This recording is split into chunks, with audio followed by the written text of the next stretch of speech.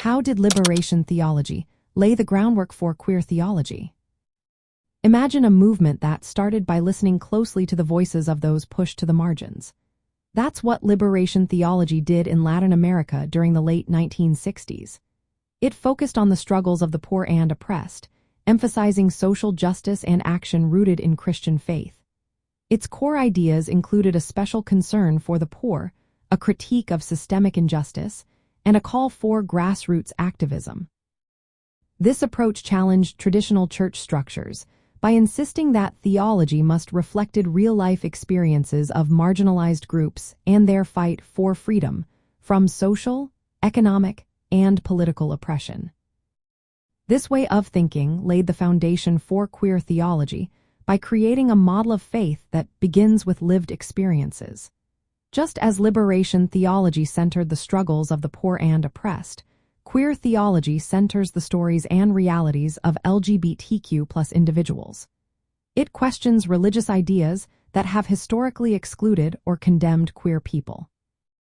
Liberation theology's focus on challenging power and injustice opened space for queer theologians to critique heteronormative and cisnormative assumptions within religious traditions. One major influence is how liberation theology starts with experience. It recognizes that suffering and injustice are the beginning points for understanding faith. Queer theology adopts this by focusing on the real-life experiences of LGBTQ+ people within religious communities. Another influence is the critique of systemic oppression. Liberation theology analyzed economic and political systems that created inequality, and queer theology does the same with social and religious systems that marginalize queer identities. Liberation theology also emphasized that faith must be active and involve fighting for justice.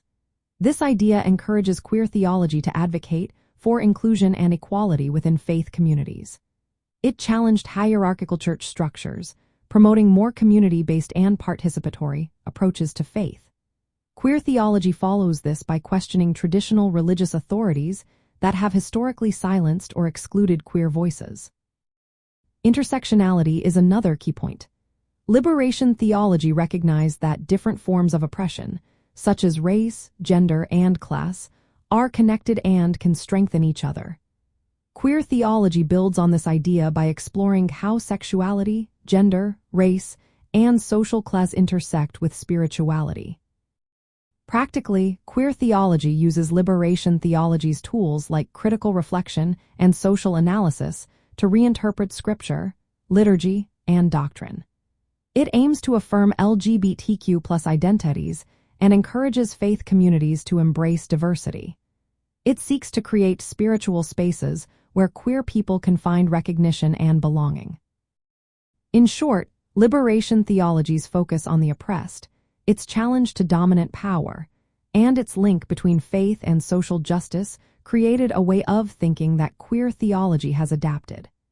It provides a method to address the marginalization of LGBTQ+ people within religious traditions and to push for their spiritual inclusion.